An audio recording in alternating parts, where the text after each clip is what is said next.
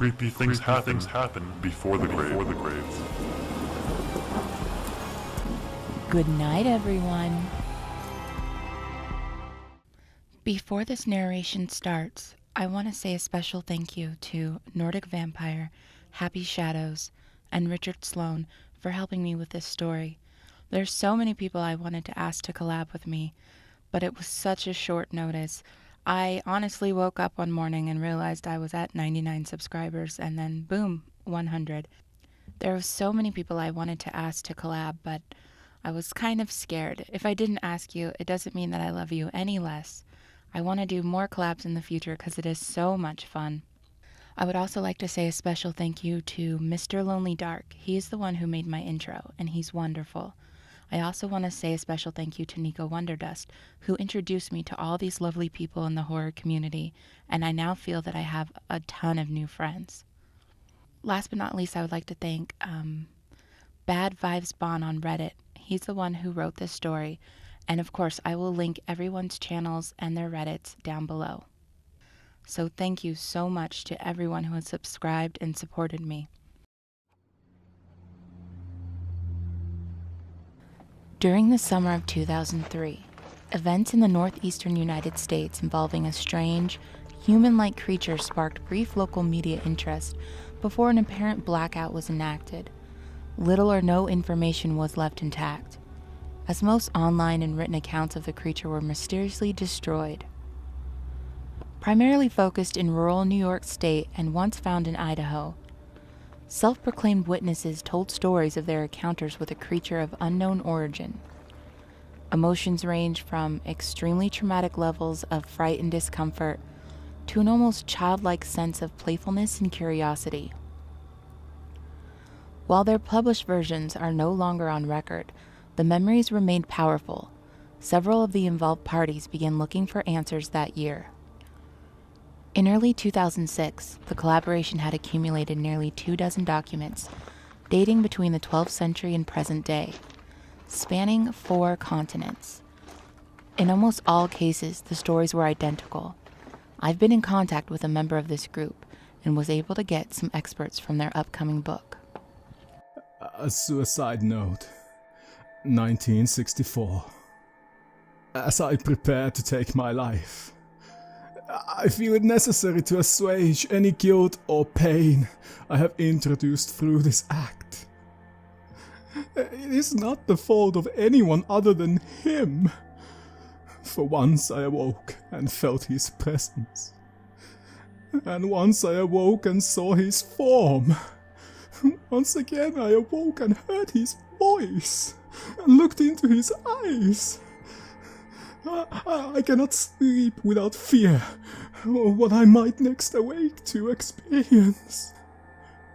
I cannot ever wake. Goodbye. Found in the same wooden box were 2 empty envelopes addressed to William and Rose, and 1 loose personal letter with no envelope. Dearest Linny, I have prayed for you. He spoke your name. A journal entry translated from Spanish, 1880. I have experienced the greatest terror. I see his eyes when I close mine. They are hollow, black. They saw me and pierced me. His wet hand, I will not sleep. His voice was... Due to its age, the text on the rest of the journal entry are illegible. A Mariner's log, 1691. He came to me in my sleep.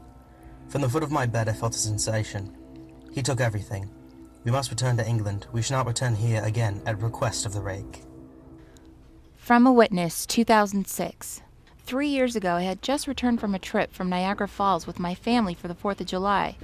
We were all very exhausted after a long day of driving, so my husband and I put the kids right to bed, and I called it a night. About 4 a.m., I woke up thinking my husband had gotten up to use the restroom. I used that moment to steal back the sheets, only to wake him in the process. I apologized and told him I thought he got out of bed. When he turned to face me, he gasped and pulled his feet up from the end of the bed so quickly, his knee almost knocked me out of the bed.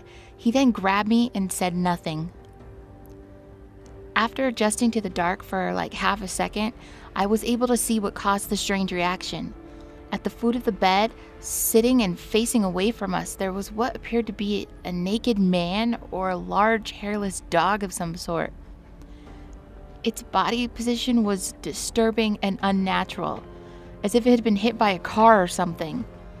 For some reason, I was not instantly frightened by it, but more concerned as to its condition.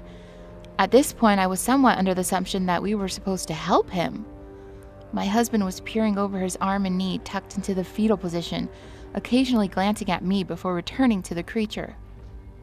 In a flurry of motion, the creature scrambled around the side of the bed and then crawled quickly in a flailing sort of motion right along the bed until it was less than a foot from my husband's face. The creature was completely silent for about 30 seconds, or probably closer to 5. It seemed like a while. Just looking at my husband. The creature then placed its hand on his knee and ran into the hallway leading to the kids' room. I screamed and ran for the light switch, planning to stop him before he hurt my children. When I got to the hallway, the light from the bedroom was enough to see it crouching, hunched over about 20 feet away. He turned around and looked directly at me, covered in blood. I flipped the switch on the wall and saw my daughter Clara. The creature ran down the stairs while my husband and I rushed to help our daughter.